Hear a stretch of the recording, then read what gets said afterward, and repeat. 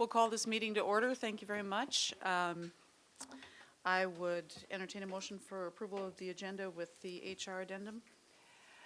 I move approval of the agenda with the HR addendum, but I would like to pull from the consent agenda the item number 6E, pre-kindergarten program form approval. We'll put 6E right before the first business item. Is that okay with you? 7AA? Paul? And I'm sorry, I'm just trying to keep track of what we're doing. We received an addendum on human resources. Is that what we're approving now, or is that coming later on in the consent agenda? The motion was to include the addendum on the consent agenda and also To approve them Pulled. all? just the order of agenda. Right. So if I had a question about the consent agenda and human resources, that could come later, or should it come now? If you would like to pull something from the consent agenda, you could, Yeah, then I'll add something unless we need a second to her item. we don't have a second yet, so. I second her, You second. yes.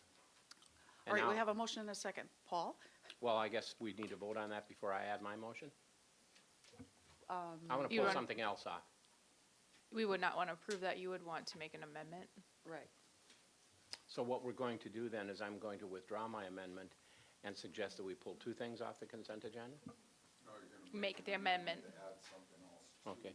Don't we have to vote on each amendment separately? We'll Why I'm we'll saying vote- we have to vote on We'll hers vote on the amendment first, yes. So you vote, you're, I seconded, we're going to vote on Robin's amendment, then I'm going to come back. Point of order, Madam Chair. thank you. When it comes to the consent agenda, any member can automatically set anything aside for direct discussion aside from the vote of the consent agenda as a whole.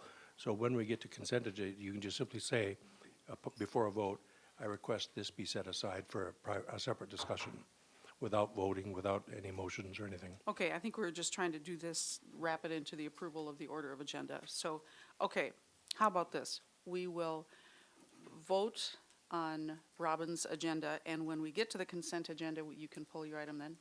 Thank you. Does that work? Okay. So I'll second. If we didn't have Paul one. already seconded it, actually.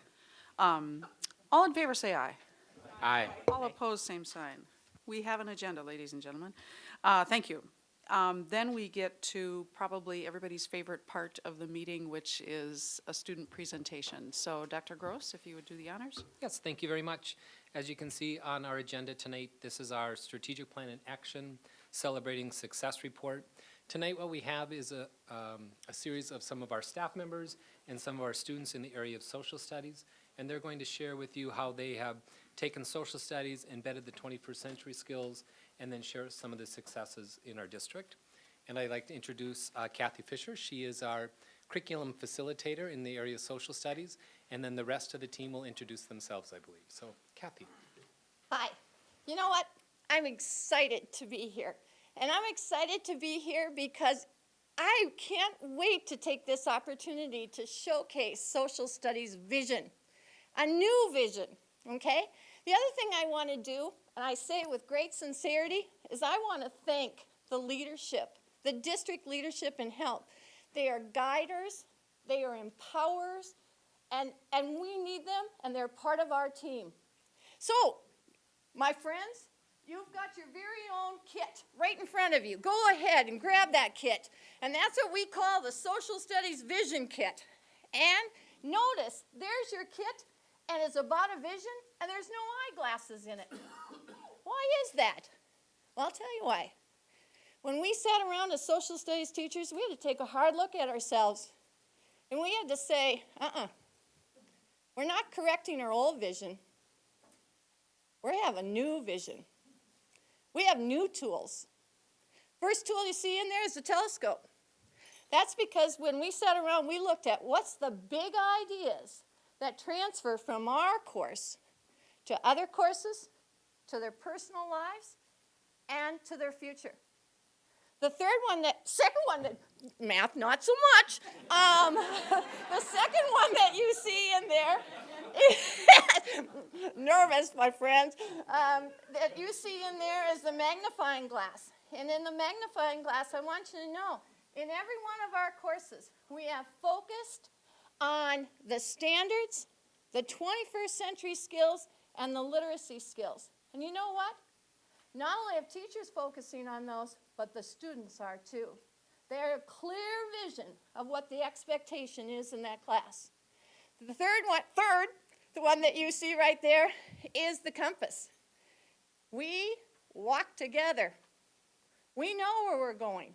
We've got a target. The target is student growth. We know exactly. We have clear eyes. We have full hearts. You'll see it tonight. And we absolutely know we can't lose. So here we are, showcasing.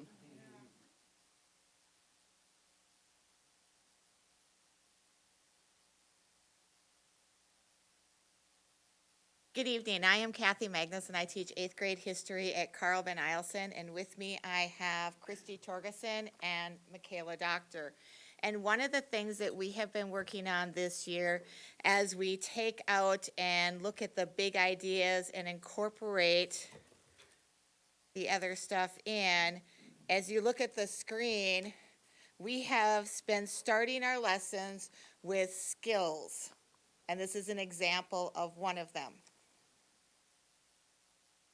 As she said, I'm Christy Torgerson. I'm Michaela Doctor. We're 8th graders. Skills lessons are fun activities that include primary sources that help you answer the questions provided. The questions range from easy, L1 to L2, which you can find most answers from discussion or in the primary source. L3 questions are harder, and you have to use prior knowledge to answer them. You have to use synthesis to answer the questions correctly. Skills lessons help us learn more than just reading out of a textbook. As the old saying goes, a picture says 1,000 words.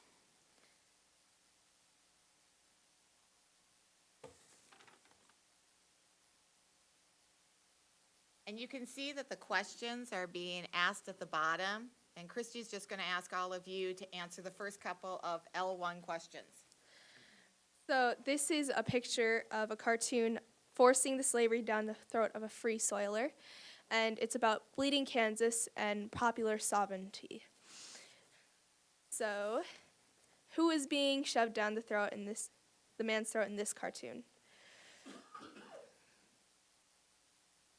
Yes. Whose throat is the man being shoved down in this cartoon?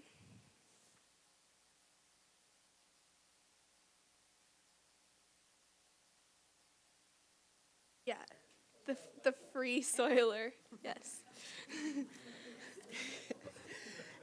And what this does is it leads into a lot of great discussion for us to have. So instead of starting our lessons by reading something, we're often looking and trying to figure out what we know. The second is this.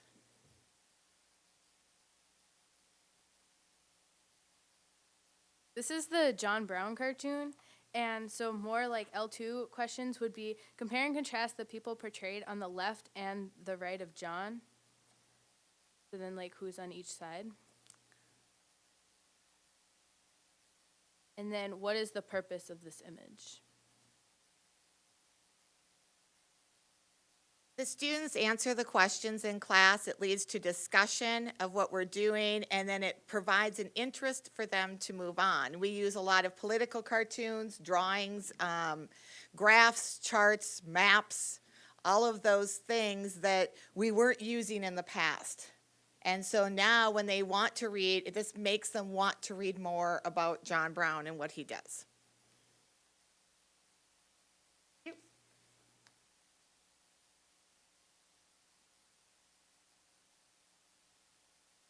All right, hello, my name is Nora Beckerman, and I have a poster here today.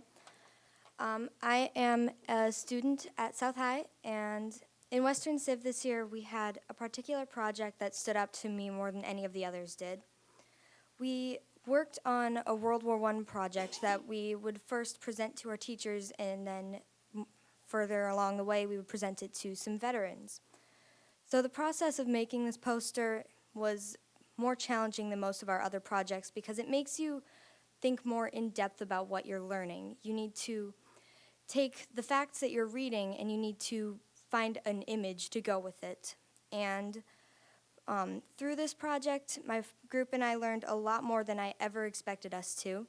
We learned first of all, how to work in a group, how to assign and take on the leadership roles that we needed. We also learned a lot more research skills that we did not have before, and public speaking skills that are obviously coming in handy. Right here we have the poster that we worked on. We have different images from the war, some silhouettes of soldiers. You can also see a picture of Europe up in the corner of what it looked like before the war actually happened.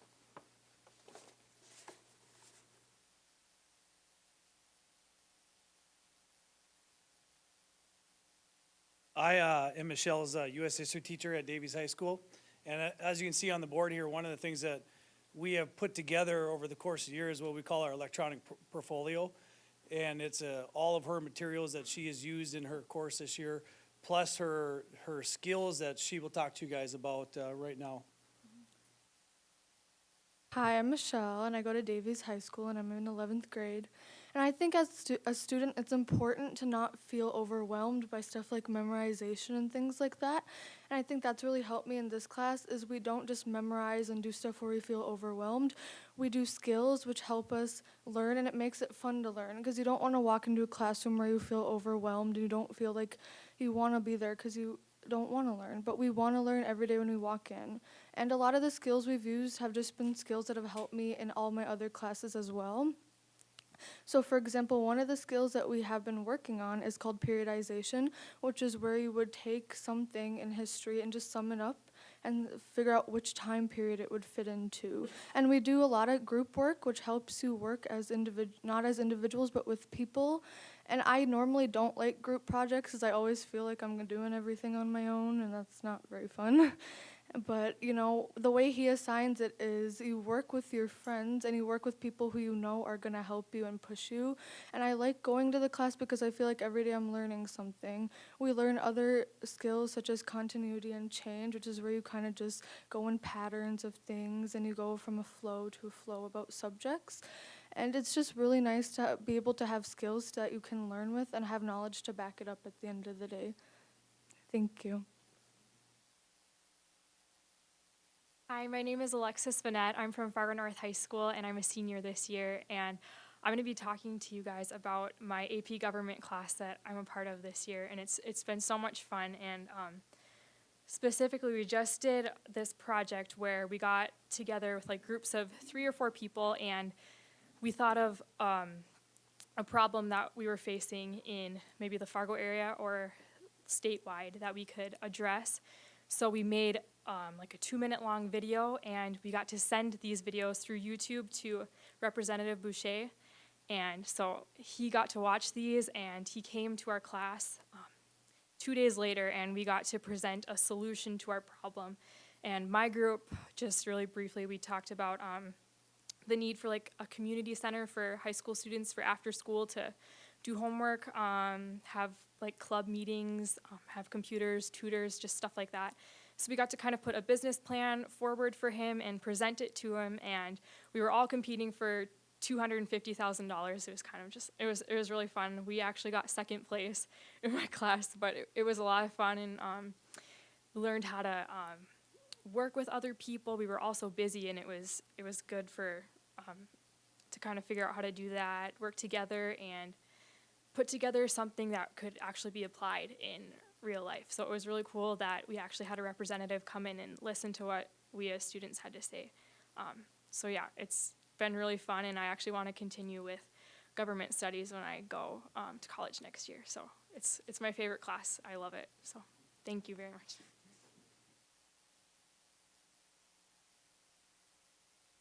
So my name is Steve Rell, and I teach at Davies High School. This is Drew McLean. She is a student there in my AP Gov and my Econ class. And we went very deep into the skills last semester, second quarter, of which Drew was a part of. Really heavy into collaboration, communication, critical thinking. And I explained it to my students in such a way that it's like driving a car. I grew up in Wapton. I learned to drive my car in Wapton. And the tool I used was Wapton in order to learn the skill, which was driving. And now I can drive in Fargo, I can drive in Minneapolis, I can drive in Chicago, so that skill is transferable. And when I explained it that way, the students finally were like, oh, that's why we're learning the skills. And so the content is merely just the tool that we use in order to learn that skill. And Drew is going to talk a little bit about the skills. Thanks, Mr. Rill. So I'm Drew, and I go to Davies. I'm a senior this year, and I participated in a project last semester. I had the opportunity to be the supervising analyst for a big group project where we worked as a class to put together a CPI index, which was really challenging. But I think some of the most important things I've learned from it, and my classmates as well, just through discussion in class and outside of class, was the critical thinking piece of it. I have a job, well, I had a job at Noodles and Company, and it's pretty basic. You know, I serve the food, I ring everyone up, and what I saw aligned in my job and in Mr. Rell's class was that I wasn't sure when I was supposed to ask a manager how to do something and when I was supposed to go and try and figure it out on my own. And I just thought that the project that we did in class was a really great safe space to say, maybe to figure that out. And I think if we could start that a lot sooner, by the time we all graduated high school, I mean, as a young person about to truly enter the workforce, I think that would just be really beneficial. Thank you. Well, you know what? You can see it. It's not just one grade, it's not just one teacher, it's across the board. And in the back of your little slips right there, I invite you, I hope that you're so curious that you're like, oh, I can hardly wait for this meeting to get over, I want to get home, I want to start looking at that social studies webpage, and thank you for your time. Honestly, we are clear eyes. We do have a great vision, and I thank you for it. Do you guys have any questions?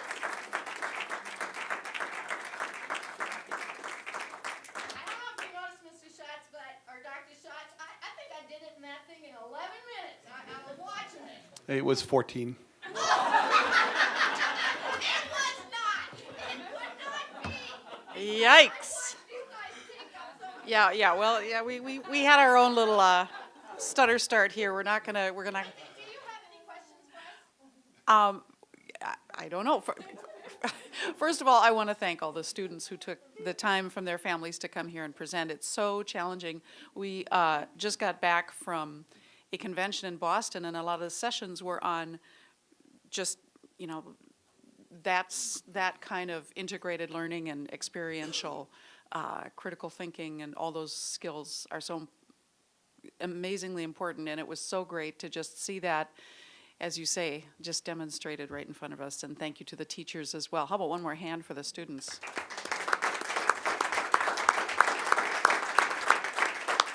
It is really inspiring to see that quality work. Does anybody have any questions or comments for either the teachers or the students? Well, thanks again so much. It really means a lot when we can see right in front of us the good work that's being done. So thank you so much. Appreciate it. Have a great night. It's inspiring. We just want to keep clapping. All right. And Dr. Schatz, you had a couple words? I'm sorry. No one has signed up to address the board. Is there anyone who missed the sign-up sheet who intends to address the board? Okay. Staff reports, there will not be an FEA person here, so we'll go on to 5B, the communications report. Thanks, Thank Anne you. Marie. I magically came out here. As you know, communications has been placed within the new strategic plan. It is part of Strategic Initiative 5, so tonight's the meeting where the communications team gets to report to you about our efforts. And we have provided you a written report in advance with lots of stats and a lot of information. We'll touch on a few of those things, but then we'll share on some other topics as well. As you know, we have not had a change in our team membership since the last time reported to you last year, but I just want to overview that real quick. I am the leader of that team and also do the media liaison for our district. We have Betsy, who focuses most of her time with community relations. She also does publications, advertisements, things like that. Lisa, she really focuses on our marketing efforts and our social media. She does all of our newsletters and facilitates our social media channels. And then Kirby, while he doesn't report to me directly, we are an inclusive team. We do bring others in. He does all of our website things, and so he joins our team as well as we plan for the district. And since you guys have heard a lot from me in the past, the team is here and are going to share some things as well. So Betsy's going to talk a little bit about our goals for the year. Our team, all four of us set goals for the school year, and most of that is sharing positive news of our school district and our students and staff. Also try to have a great presence in social media. We are on track, as you can see on the slide there, we are on track to meet or exceed our goals for this school year, and we have done that the last several years. Weather cancellations garner many followers on our social media accounts. We have not had a school closing for the last 2 years, and we're still gaining, so that is positive. Over the past few years, with working with social media, we have also gained insight into when and where to post to garner the most mileage that we can get out of our stories. And as a result of our insight, we are seen by more people and have made ourselves more visible.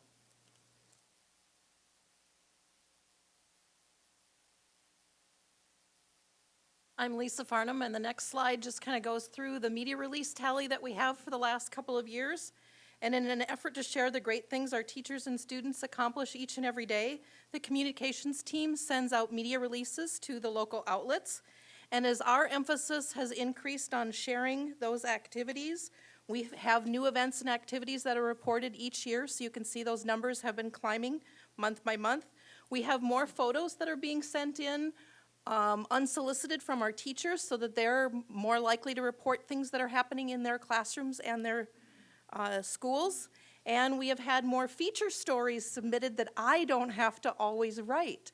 So that's kind of been a new thing for this year, which is really great.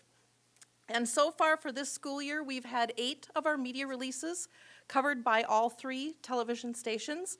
And we've had 3 additional stories covered by all 3 television stations and the local newspaper, which is quite an accomplishment. As we talked to you about in a previous meeting, we have relaunched our website this year. That was a main focus of this team during the first part of the school year.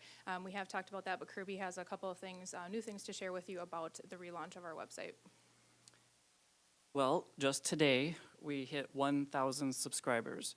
So that's since we went live on January 15th on the new platform. Those are people that have now signed up to get notifications and e-alerts. We're going to be studying our analytics of the site, like what percentage of people click on certain buttons, and to see if we've got things laid out, and we can always improve on those things probably. So that's about it. And one thing we did touch on when we showed this to you before, with the new redesign of the website, it is tailored to be more active and have news at its forefront, both on the district website and on the school pages. The school pages are more individualized and have actively updated content, and mostly from this team. So with the relaunch of our website, there has been some workflow changes within our team as we continue to put out positive information and have that active and up to date on our website. As we do push out a lot of information through our different channels for people in our community, another piece, a large piece of what I do on a daily basis is speak with our public, communicate with our parents and our public in general. This might be through email, through phone, through our link on our web address that I get direct emails from. And topics covered on a daily basis really run the gamut of anything and everything that you can think of, from how to register your student to what changes there are in the boundaries, maybe a question on our policies, people that are relocating and how they're going to go about doing that. And this is stuff that they are able to come to us and we're able to answer as well. So just another portion of our communication. Betsy recently celebrated her 15th anniversary with the district, and what I'd tell you is some of those questions that come in from the community are ones that you answer on an everyday basis, but she still is stumped every now and again on questions that come that she does have to research. But she has been here for quite a bit, and so those questions coming to her a lot of times are very easily answered. Now, as you know, we focused a good part of the first part of the year on our external communications with redesigning the website.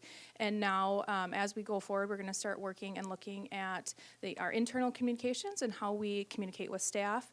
Recently, we had a very short, quick questionnaire that we had out to our staff on questions on how we communicate with them. So I just want to have a couple slides here on some of the feedback, and you can read that on the screen. We asked, how do you receive, where do you receive district news? And, weren't surprised with this, mostly from our own sources, employee portal, the Journey, the school principal. Another slide, how would you like to receive news? And there is the stats there. People like to receive that from email. Now, a couple of things on that. Recently, we've been doing more direct emails to staff with information. But what I also want to share with you is, as we receive information like this and feedback from our staff, it's interesting. In our communications audit, if you remember, we did hear from staff that we should email less. That they get a lot of email and we shouldn't send them so much email. But then we do receive this type of information that send us information by email. So we have to take all of that feedback and as we make decisions and use that as best way possible. Also in this staff survey, we had an open-ended questions to receive more feedback. We are looking at that and making changes as we go forward. We've already started looking at how we lay out our internal newsletter, The Journey, making some changes to that, making that more user-friendly. Also, already getting the operational plan together for next year. We know that we'll be looking at, as a team and broader in the district as well, looking at our internal employee portal, see where we can make adjustments to that, make improvements, so we have that, again, being user-friendly and people can find information on that readily and easily. So that's going to be on our operational plan for next year. That kind of wraps up what we had for you. Again, all the stats and different things are in the written reports that you received in advance, and we would happily take any questions that you might have. Great, thanks, everybody. That's always wonderful to see how it's growing every year. Good work. Anybody have any questions or comments? John? Thank you, Madam Chair. This is really exciting to see us keep evolving on this communication front. I'm curious, and I'm just maybe also looking to trends and realities, but our legal notices and bids and RFPs, they're not online, are they? Not on our website, no. We do place those in the legal place as in the paper as we're supposed to, but at this time, we don't have that on our website now. That's something we can do in the future, but we don't at this time. It's something I would suggest we have our eyes on. There's always a discussion legislatively about whether or not digital approaches to legal notices will be at some point an option.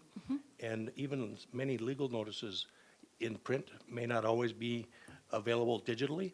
So it's just a thought to put on your exploration horizon of down the road as you go forward, whether or not that's feasible. And then maybe when discussions do have surface, we might even have some data that says people do care or don't care or follow them or not. But it's just the world we're in. Yes, thank you. We'll definitely chat. Thank you. We'll chat about that. Good point. Anyone else? Yes, Rebecca.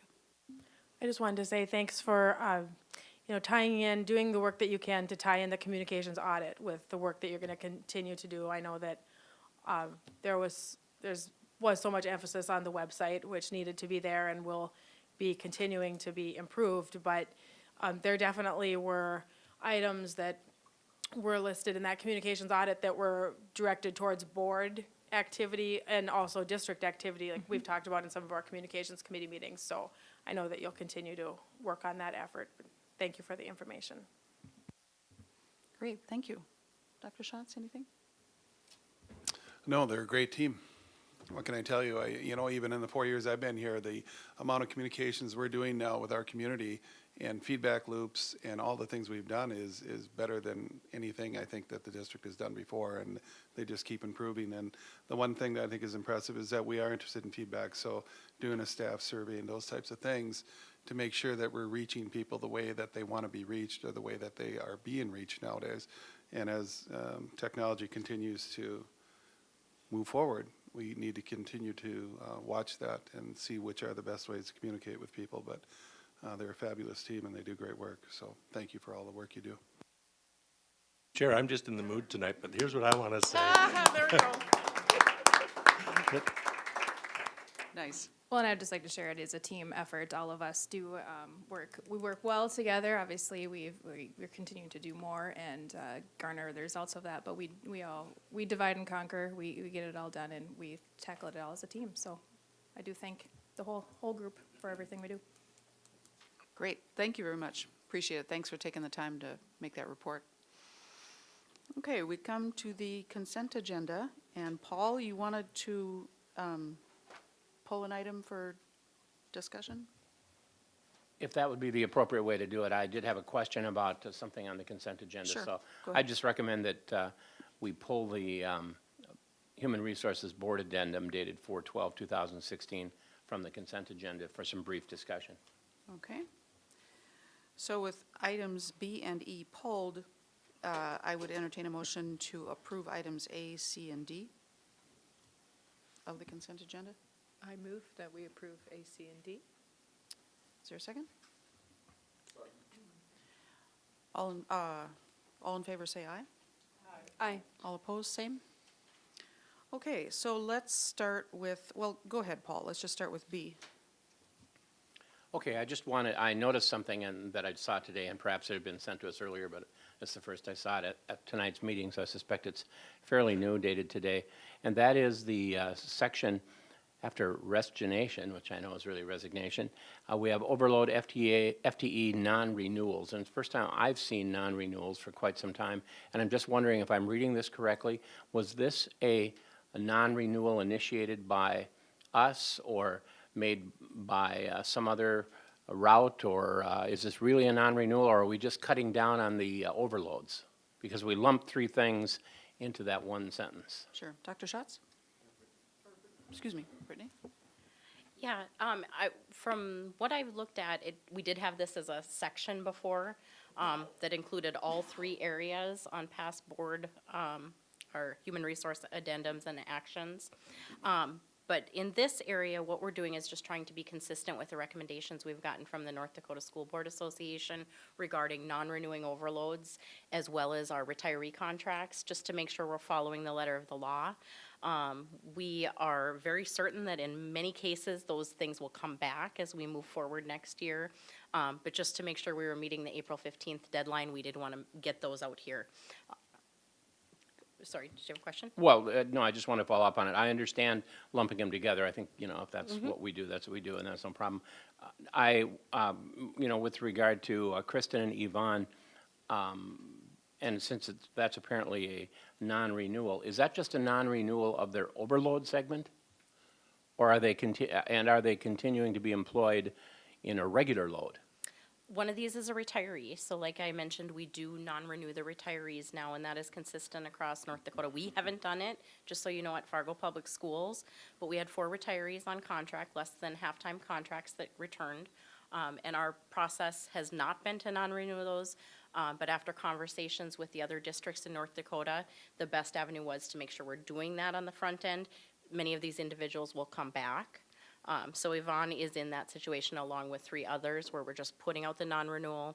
If the sections warrant it, those individuals will be invited back and have the opportunity to return. Sorry, I'm asking a question. I'm getting more of an answer than I can comprendo here.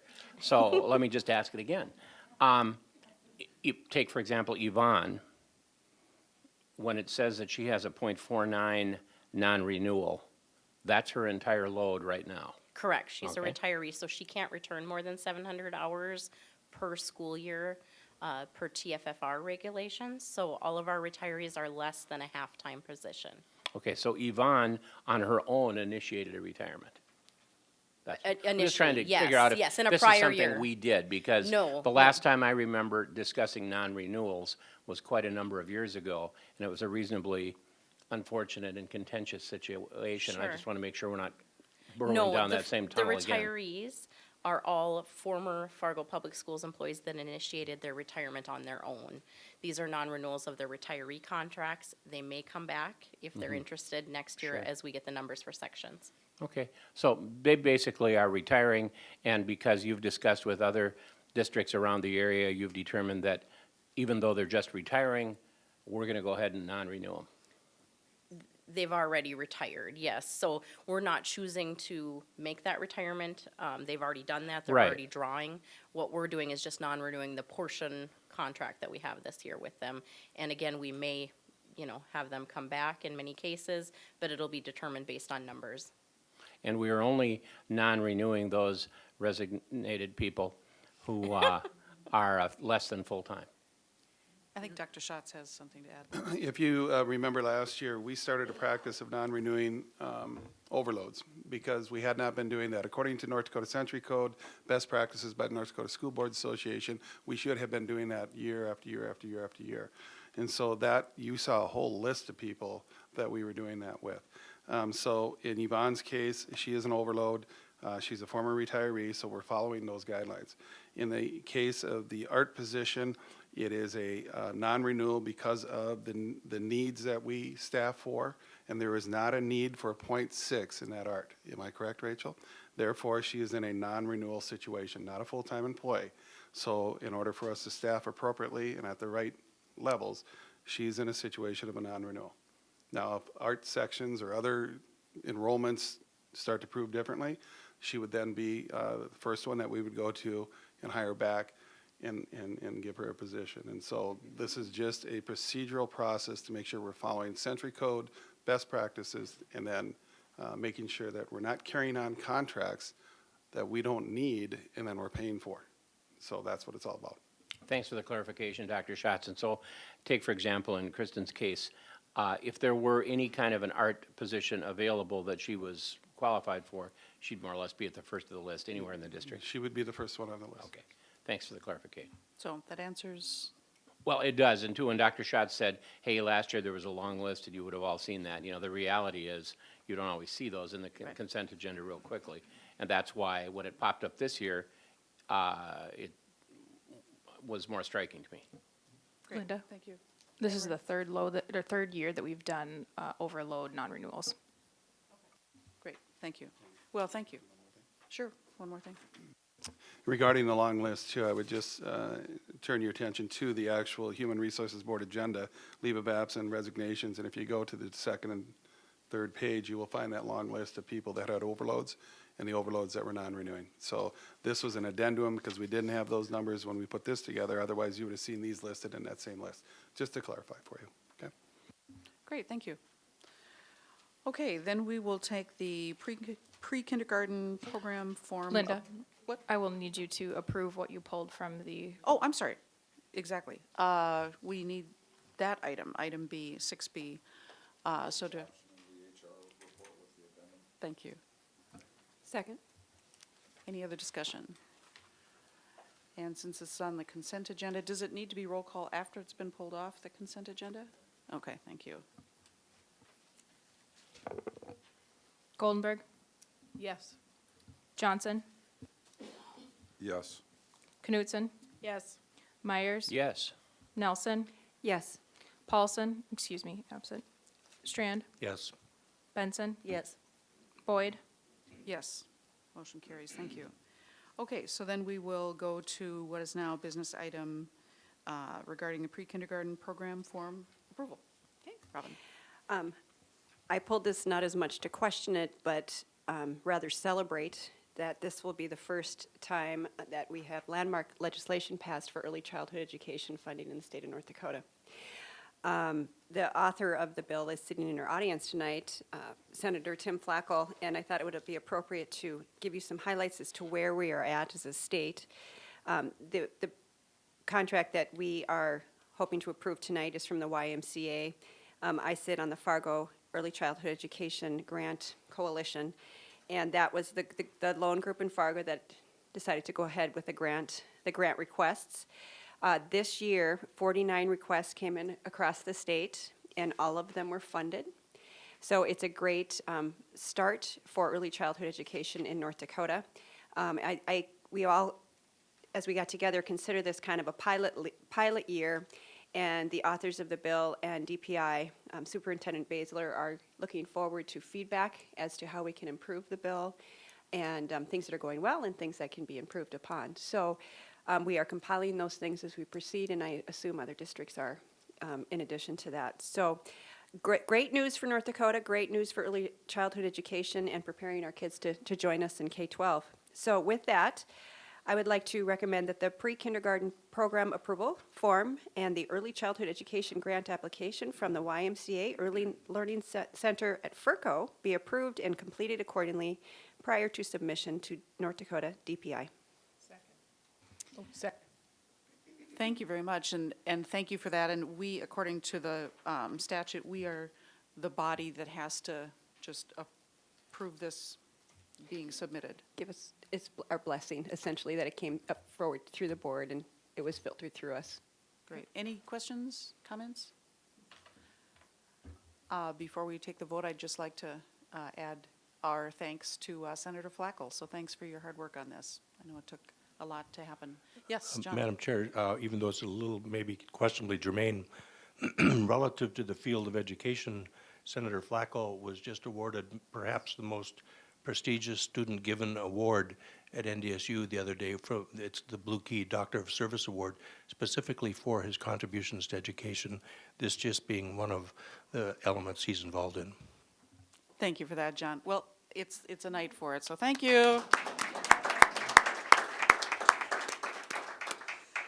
Anne Marie, call the roll, please. Johnson. Yes. Knutson. Yes. Myers. Yes. Nelson. Yes. Strand. Yes. Benson. Yes. Goldenberg. Yes. Boyd. Yes. Thank you. So now we're into our other business items. So the first one in front of us is our superintendent contract. And Robin, as chair of that ad hoc committee, if you would present Sure. that, please. You all have in front of you the amended contract that we are asking for approval tonight from the board. Jennifer Benson, Rebecca Knutson, and I served on that committee. Some of the pieces that we analyzed in constructing the new contract, talked about the old contract, comparable compensation across the state and the area. We looked at the operational plan. And then we visited with Dr. Schatz, and there are a couple pieces in here, bless you, that we are recommending that be changed. So as you look at the contract that was in front of you, there are 4 basic items that were changed, and of course, the dates were updated. There were two leave personal time off areas that were added, that were there not there before, and they include funeral leave and emergency leave, number 6 and 7. The reason we added those, and Jeff thought that was appropriate, as those are more parallel to the rest of the district's contracts, made a lot of sense that he wouldn't have to use paid time off for funeral and what have you. So we're recommending those are added. And let's see here, everything was renumbered, and the biggest piece of interest I would assume most people are interested in is there is not an increase in salary for next year's contract. And that is, I think, symbolic as to the message that Dr. Schatz wants to send, and something that we all agreed upon that we would bring forth to the board. So in order to start the discussion, I would like to recommend that the 2016-18 contract with Dr. Jeffrey Schatz be approved, being prepared by Mrs. Campbell and signed accordingly by the president of the board and Dr. Schatz. Second. Thank you for the report and for the motion. And second, any discussion?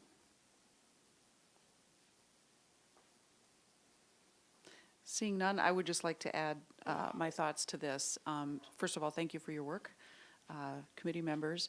And I just want to thank Dr. Schatz that's a powerful signal to our district. And I had a chance to visit with Dr. Schatz, and he was extremely insistent, I'll say, that this contract be put forward with 0 pay increase. And I think as we're asking every building, every department to come forward with suggestions in their proposed portions of the budget for the year, and with our dollars frozen, that shows real leadership. So thank you for that. If there are no other questions or comments, Anne Marie, if you would call the roll, please. Knutson. Yes. Myers. Yes. Nelson. Yes. Strand. Yes. Benson. Yes. Goldenberg. Yes. Johnson. Yes. Boyd. Yes. And thank you for calendar approval. Rebecca, please. Okay, so you have a copy of the 2017-18 working draft calendar for that school year, and I just want to thank everyone that served on that committee, and also wanted to thank again, especially, I guess I shouldn't say especially, but additionally, the students, the 3 high school students that agreed to serve on the committee, and they definitely added value to our discussion and had an impact on the decisions that we made. So I hope that we can continue to include them on the committee for future planning as we look at ways to incorporate students in other areas of the work that we do. So I guess I would like to move that the 2017-18 draft calendar that has been presented to us today be approved, with the first day of the classroom instruction beginning Thursday, August 24th, 2017, and the last day of classroom instruction being Thursday, May 31st, 2018. Professional development days at the beginning of the school year will be August 21st, 22nd, and 23rd, and at the end of the school year, June 1st. Thank you. Is there a second? I'll second that. Thank you for your work and the work of the committee. And Dr. Gross, I know that's a big part of your adventures every year. Any questions or comments on the calendar? Yes, Jennifer. I just have one question. I'm just out of curiosity, do we know what our neighboring districts look like in comparison to Dr. Gross? specifically start and end? At this time, we do not. In fact, I received an email from another neighboring district asking for our calendar as soon as it gets approved so that they can use it as a foundation for their work. So we are out in front of our peers. Can I ask a follow-up? Sure. And do we intend to do continual surveys year after year to gather data in terms of, there was a lot of discussion last year about starting before or after Labor Day and when we're ending and when we're... Yes, the plan will be once next year's calendar comes to be, we will put out a similar survey. We want to make sure that people have the opportunity to experience the week-long spring break that's in that calendar, or at least plan for it. And then we'll ask similar questions that we did in the past. What is the most appropriate start and end time? Do you favor a week-long spring break or not? And then also, as we look at some of the timing of some of the other days that are put into that calendar, if that happens to be our storm days and around other holidays. So yes, we will continue that practice, and the idea will be on an every other year basis. Thank you. Any other questions or comments? Seeing none, Anne Marie, please. Myers. Yes. Nelson. Yes. Strand. Yes. Benson. Yes. Goldenberg. Yes. Johnson. Yes. Knutson. Yes. Boyd. Yes. Motion carries. I have a feeling this next item may entail a lot of discussion, and it's not quite an hour, but I think this is a good time for a break. So we will come back in 5 minutes. So it's 6:25, please.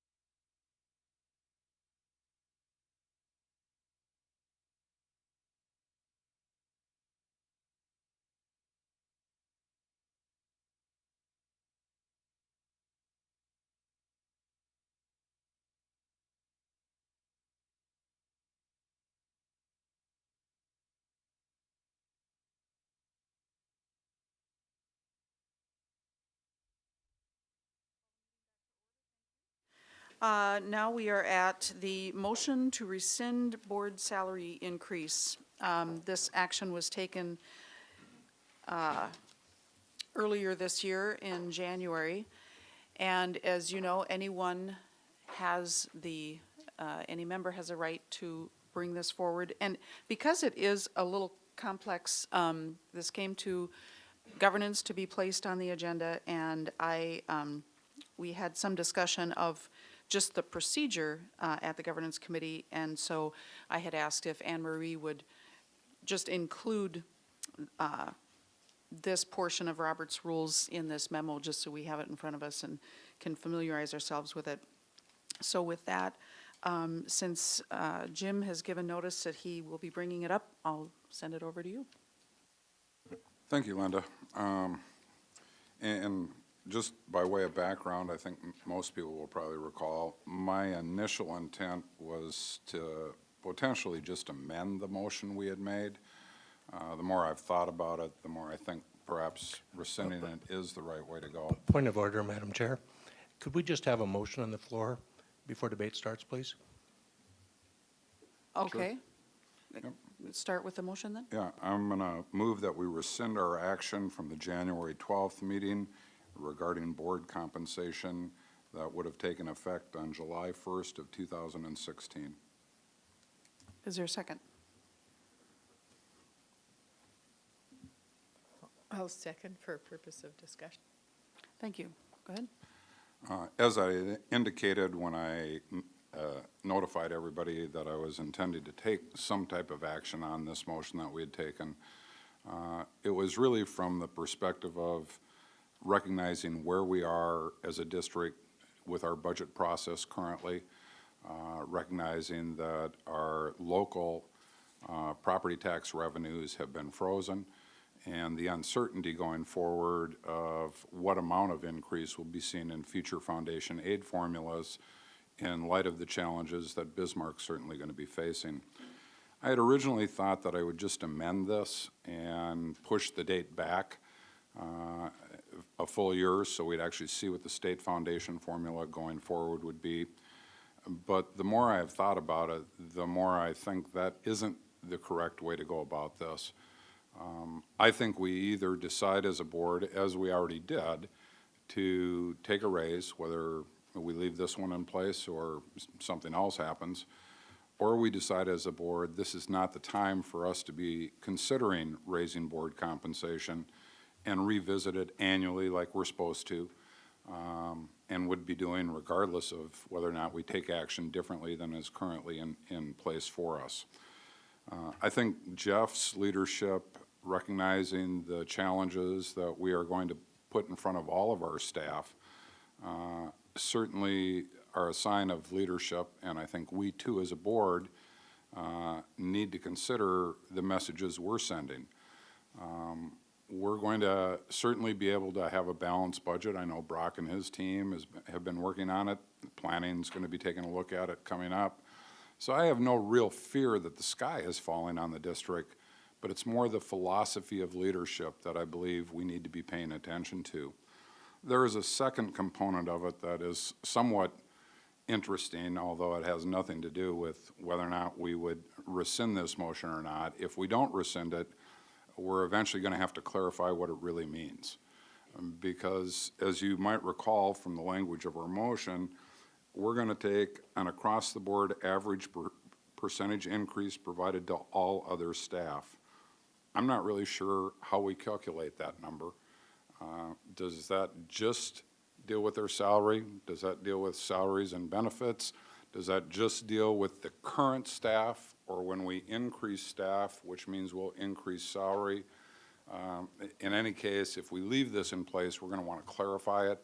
So when Brock is tasked with coming up with the number, he'll know exactly what formula to be using.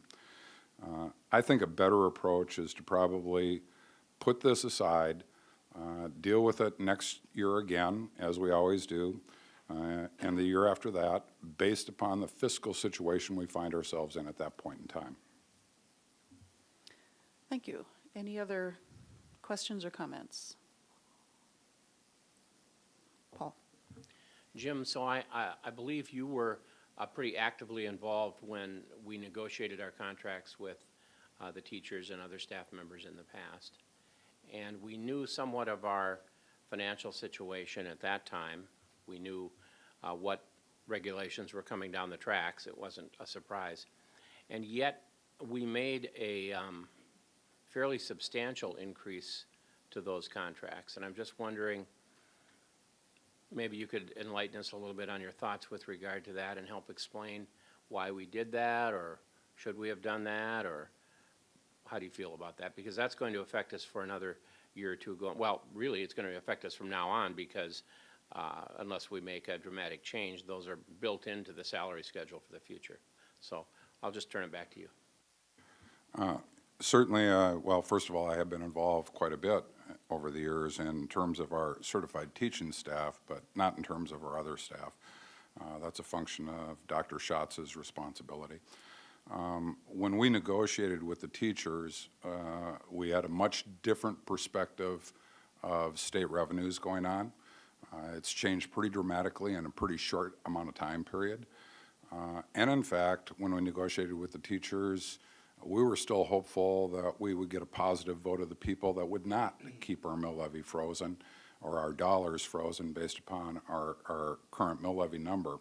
So those two factors have changed since we last negotiated with the teachers. But regardless of that, we certainly have the fiscal ability to honor the commitment we made in the negotiated agreement. And again, I want to say the sky is not falling. This is about leadership and a philosophy of understanding that we are in a different fiscal environment today than we were a year and a half ago when we negotiated with the teachers. And quite frankly, it's one of the reasons, not the only one, it's one of the reasons I didn't support this motion back in January. Anyone else? Dinah? I guess I was. Yeah, no,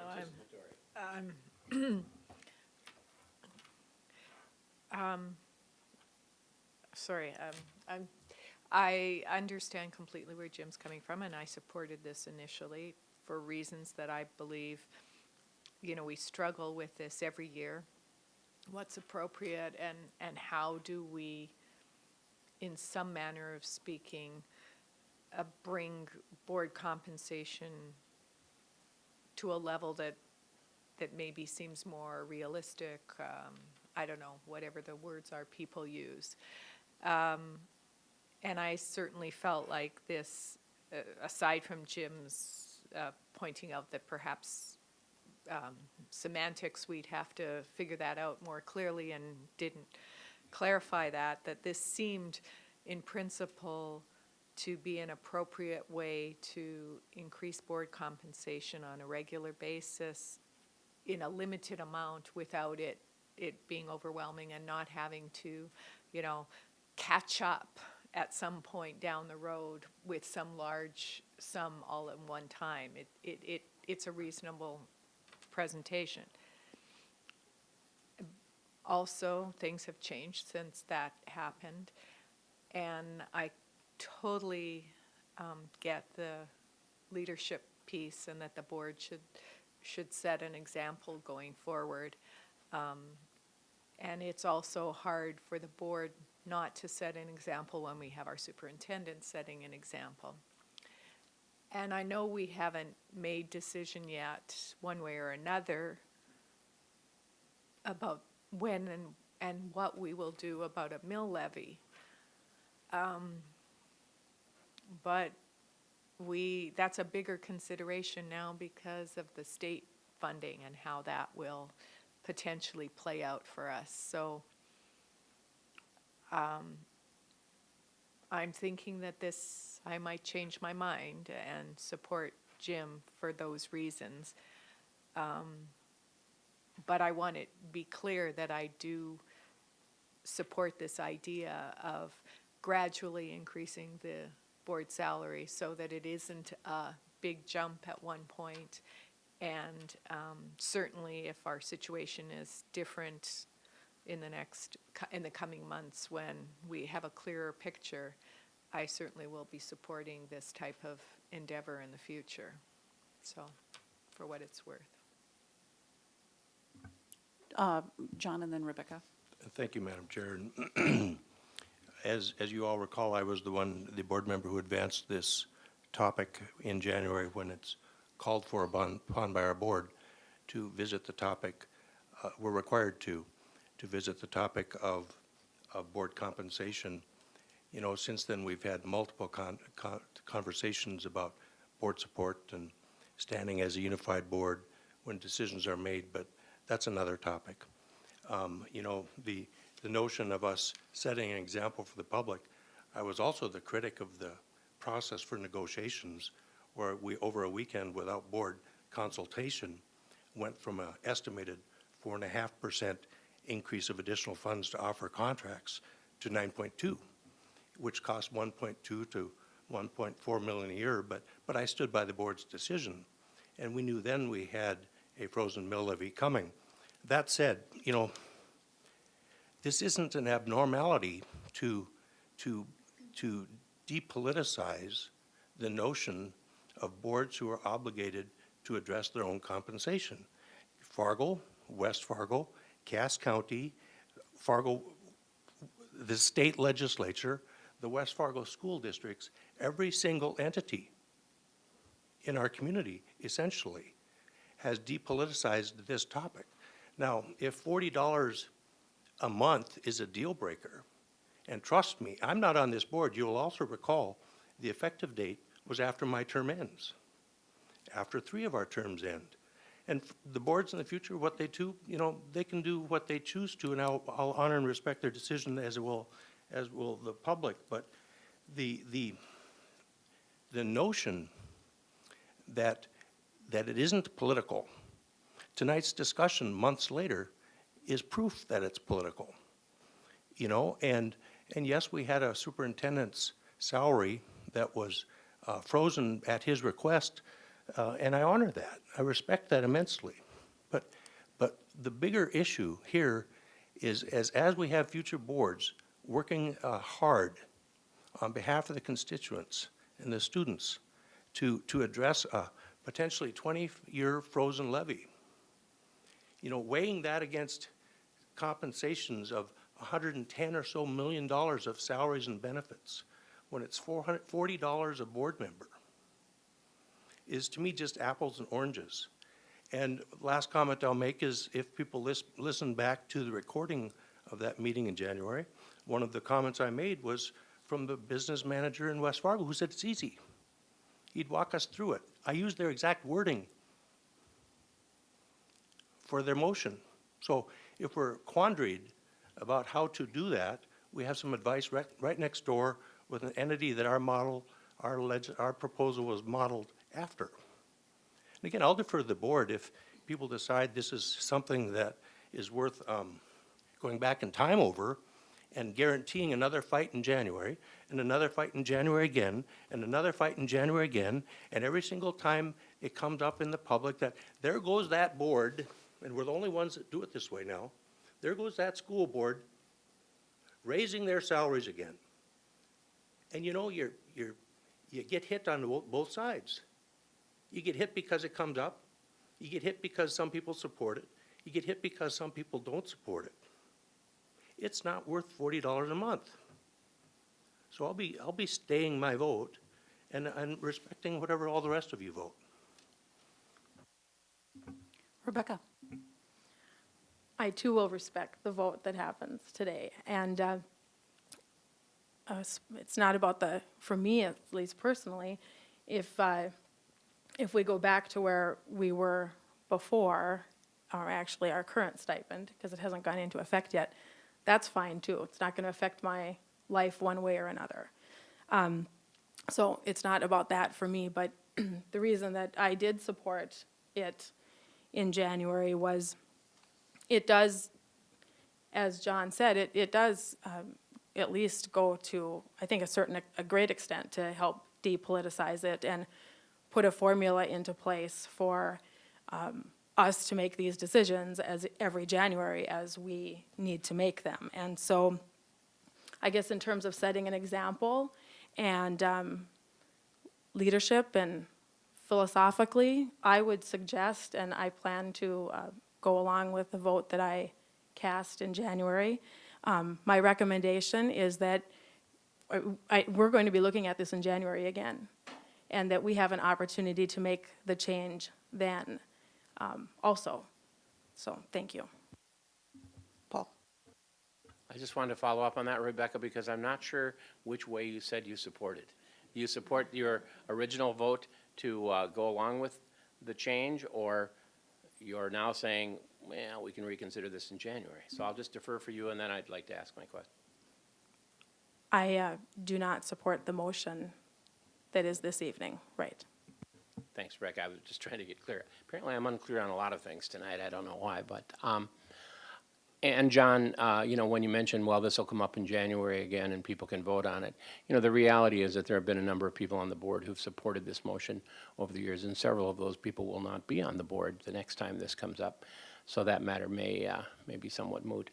And I think that, you know, we have a whole lot of ways that we can try to impress the public with our mindful watch over finances. And frankly, I think our finance department, our business manager, does an amazing job, along with help from many board members and the rest of the administration, to do exactly that in some very large and significant items, including refunding of bonds and paying off items early so that we can save the interest on that. And those are huge numbers compared to the amount that you're looking at here.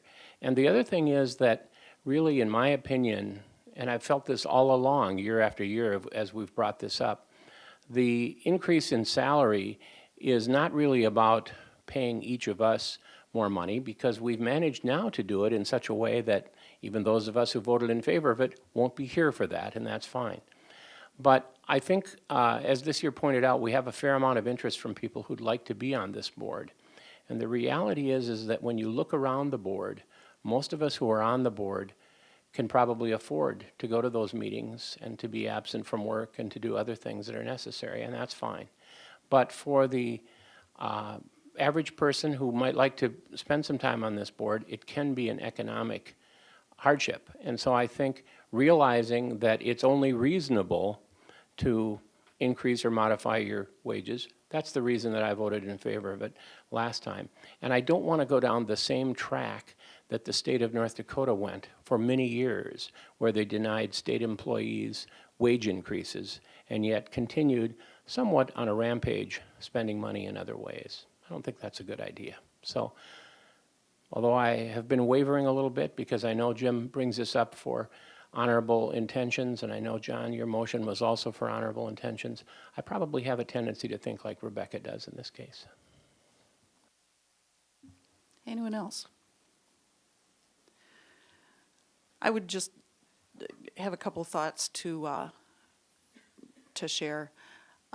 Certainly the dollar amount we're talking about is very modest, although, if you recall, we are paid more than any other school board by quite a good margin in our region. So I don't know what large increases may be in the future that we're aiming for. We really haven't had that discussion. And so it is, of course, it's symbolic. It's absolutely symbolic. I think that's a lot of the issue in my mind. And going to an annual automatic increase to kind of get around having that discussion every year, I mean, to me, there's a reason it's in state statute, because I think that kind of transparency is being asked of us, that every year we make the case of, if we do believe that we, for whatever reasons we want to make and put out there, that we should be paid X instead of Y, that we need to make that case to our constituents every year. So I don't mind that we are on that annual calendar fixed item that's expected of us. And I do want to just address one thing that John said, because, you know, I absolutely honor the reason you brought it up, and feeling that was the right thing to do genuinely.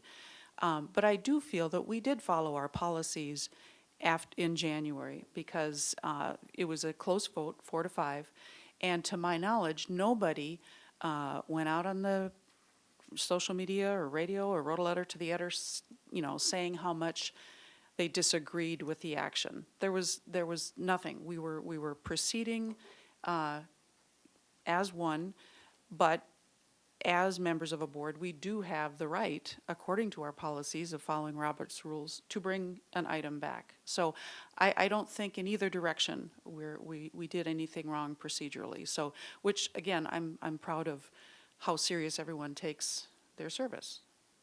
So if there are no other, Dinah. I just wanted to clarify something you said. It's not in statute that we have to review our compensation every year. That's part of our board policy, correct? Like it's just, you said it was in state statute. And My I just wanted, misunderstanding, sorry. I just wanted to make that clear because if people who are watching think that every entity does it like that, because we are the only ones that do that. So I just wanted to. Thank you for the correction.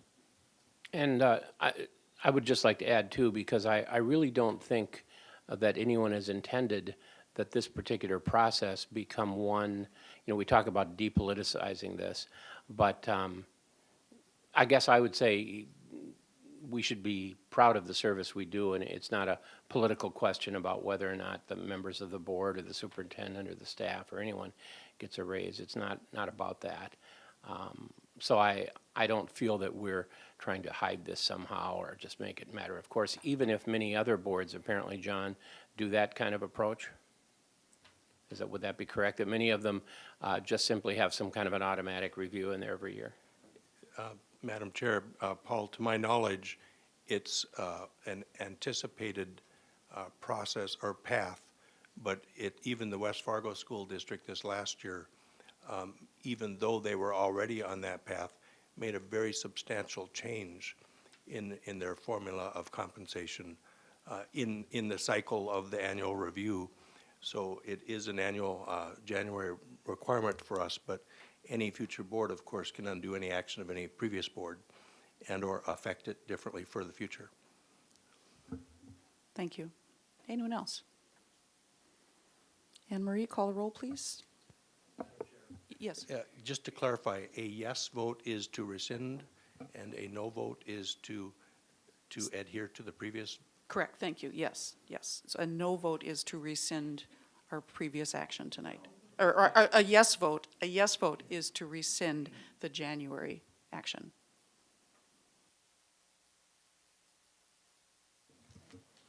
Nelson. Great.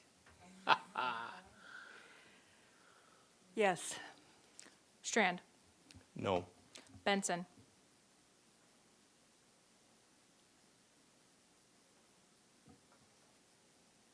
Yes. Goldenberg. Yes. Johnson. Yes. Knutson. No. Myers. No. Boyd. Yes. Motion carries, thank you. Point of parliamentary procedure. Would it be correct that this could actually be reconsidered for another rescission later on if we wanted to? I believe any board member has that right at any time. Just wanted to check because, it could happen. May I? Go ahead. By rescinding it, you are making your previous action null and void. So what would need to happen would be a new motion would need to come up to talk about board pay again. Your action tonight made your previous action as though it did not happen. Madam Chair, just not that it happens, but it's my understanding you can reconsider even a vote to rescind. It has to take place in the immediate meeting by a member of the prevailing majority, or they have to give notice of it to happen in the immediate next meeting, as if a reconsideration happens. That's how I understand it. So you're talking about reconsideration If happens somebody to be were to, and I'm in not the sure, same but meeting. yes, anything can be reconsidered in the same meeting upon which it was voted, or in the next immediate meeting, and the voting, the motion carrier has to have been in a majority to ask for the motion discussed to be reconsidered. Reconsidered, correct. Thank you. Rebecca? So does this mean, so this is like the vote that we took on January 12th, it's almost like it basically like it didn't happen, right? We did not, well, I know that, but I guess what I'm asking is, do we have to bring that item back for discussion then? Or does the vote tonight, I mean, I know the vote tonight rescinded what we decided on January 12th, but then what are we back to? Did we take the action in addressing the policy on January 12th by what we did tonight, or do we need to have discussion on this at another I meeting? understand. Jim? I believe there are two options available at this point in time. Well, actually, three. As John rightfully pointed out, a motion could come forward from somebody that voted yes on the motion we just passed to reconsider it either tonight or to request that it be placed on the next school board agenda. So that's one option.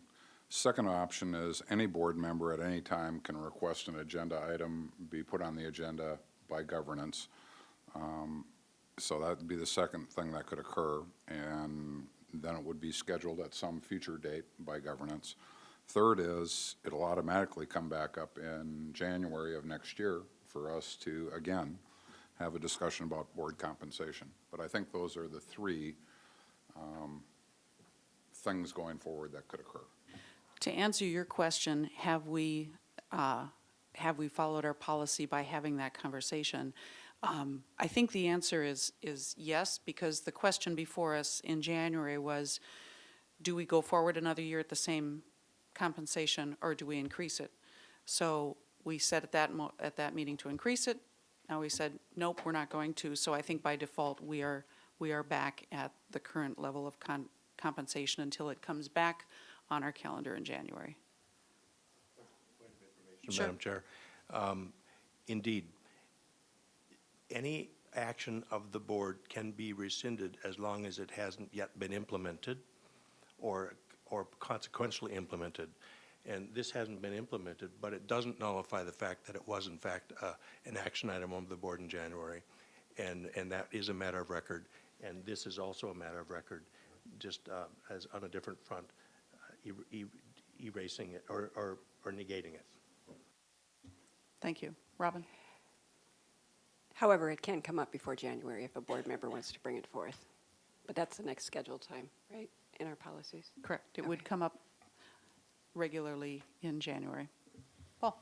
And just to follow up to something that I know we've discussed a number of times, but I wasn't sure if it's been set into policy, and that is a board member bringing up any item of new business. Is that mandated to go through governance before they bring it up? We actually checked, and it does state in our policies, and we actually updated that policy to include Right. committees last year.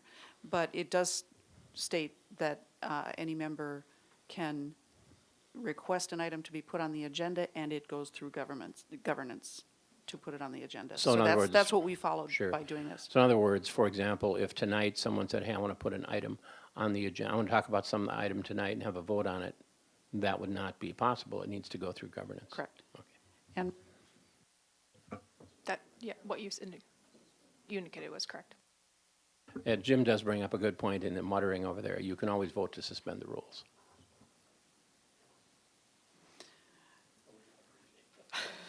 I think we're ready to move on to the next agenda item.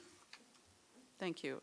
Policy monitoring, you have before you the results from our feedback on EL5 and EL6, staff compensation, ironically enough, and staff treatment. Does anybody have anything to add that is not in the written report? Jennifer? I'll just add a quick comment because my name's not on here. I accidentally sent Anne Marie a blank document. So mine were in compliance, but I was too late. Thank you very much. Any other comments? I would entertain a motion to, yes, Jim? I move that we accept the reports under memo number 111 and number 112 for EL5 and EL6 as presented in our packet. Second. Motion and a second. Any comments or questions? Anne Marie, please.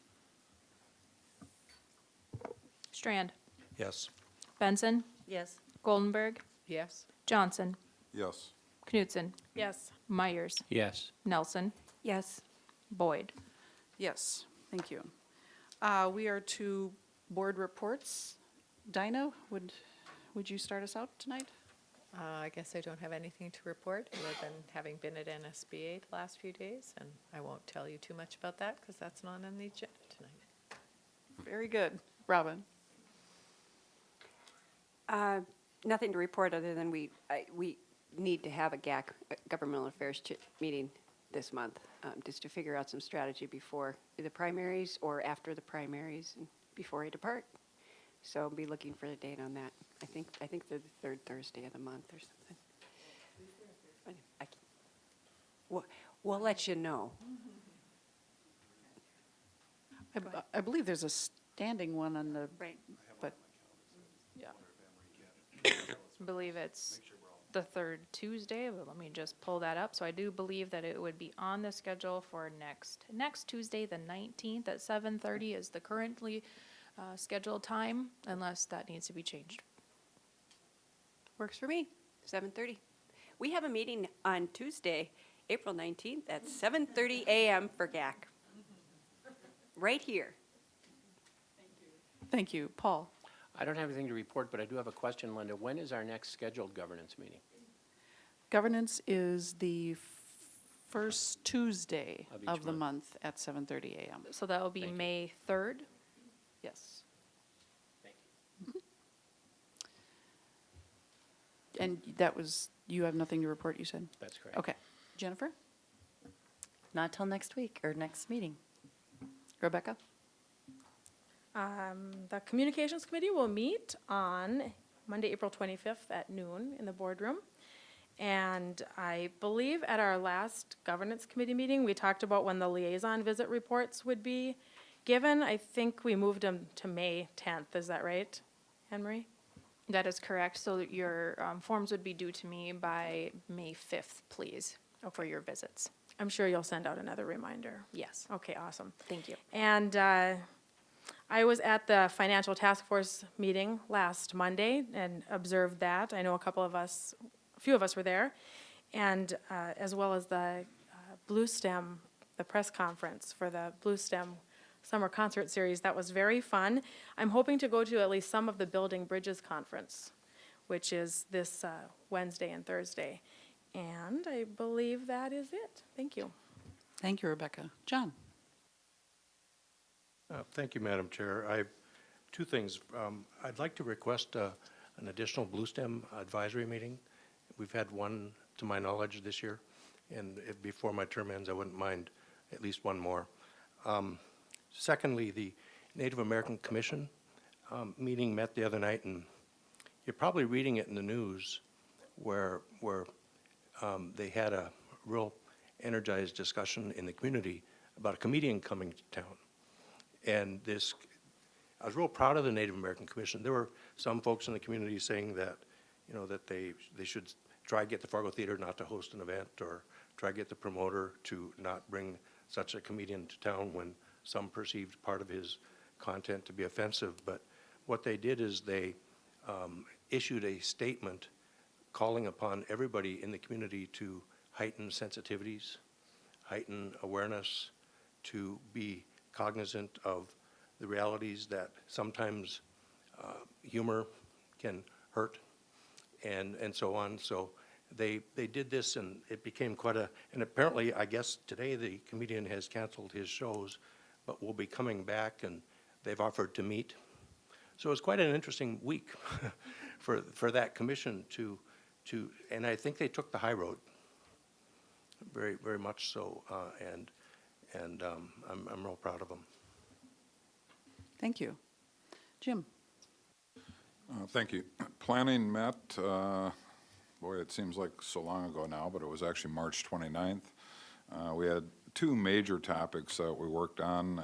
One was kind of an early look at where we're in the budget cycle process. Brock and his team at the building level are working diligently to come up with what will hopefully be a very, very aggressive year of public education based upon a balanced budget. We also took a look at what we're probably going to be seeing at our next board meeting, or certainly one in the near future, and that is the prices that we have to charge for both breakfast and lunch.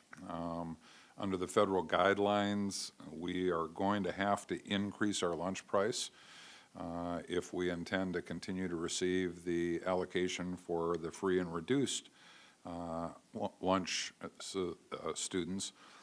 So we looked at a number of different ways that we might go forward doing that. Also in combination, kind of looking at what does that mean overall to the food service fund balance. So I think that's probably scheduled for our next board meeting. If not, it'll probably come up in May because we certainly need to make those decisions so Brock can put those into the food service budget, which has to be prepared in time for us to take action on it still this spring, early summer. We are going to have a follow-up planning meeting on April 15th. In light of the government giving me 3 extra days to get my taxes done, we decided we could just have a planning meeting that morning at 7:30. And those are the same 2 topics that we'll be looking at this Friday. Another look at where we're sitting in the budget development process for the coming school year.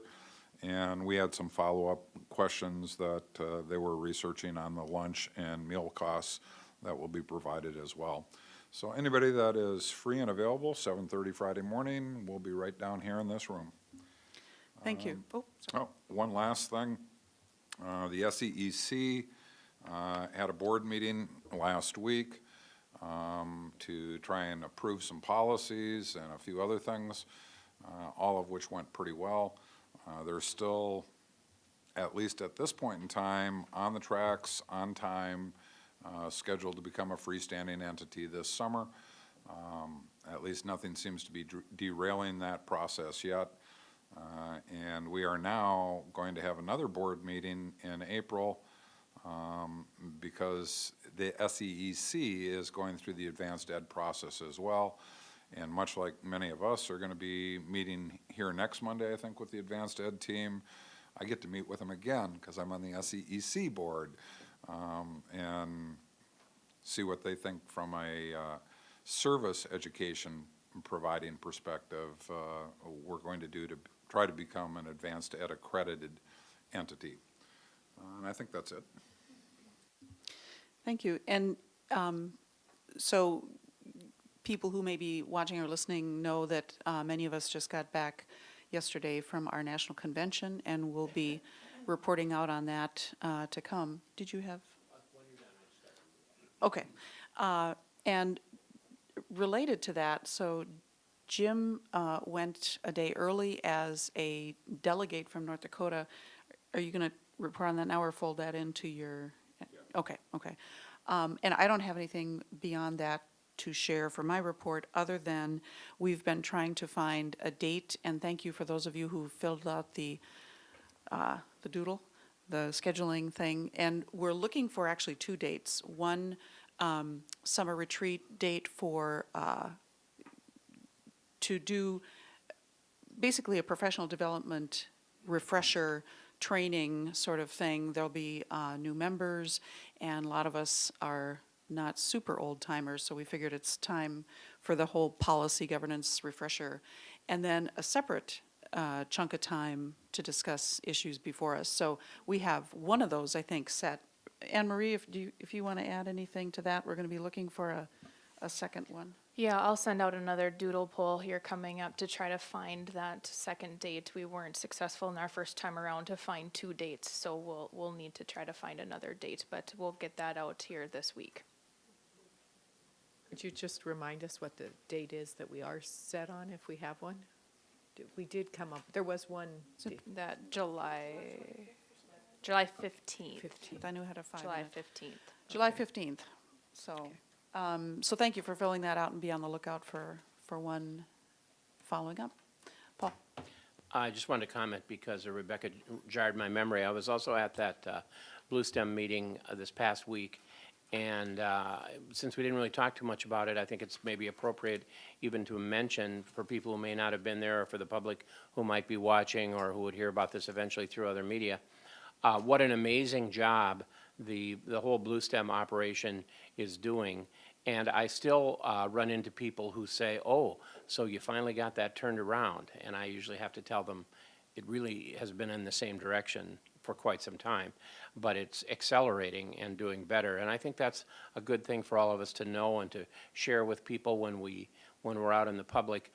We have an amazing opportunity with Blue STEM, and that is every summer we have, well, this year we're going to have at least 10 concerts there, I think, and maybe more. So let's say we have 12 concerts there with over 2,000 people in attendance. That's 24,000, perhaps not unique, but certainly individuals who attend. And I think the more we can let people know that that whole facility exists because of the Fargo Public Schools and their long-term vision, how appropriate that is, because it isn't just the concerts, it's all the other things that go on out there.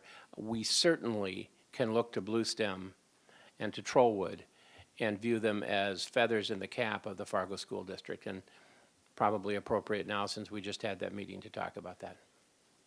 And that's my time. Thank you, Paul. Any other reports?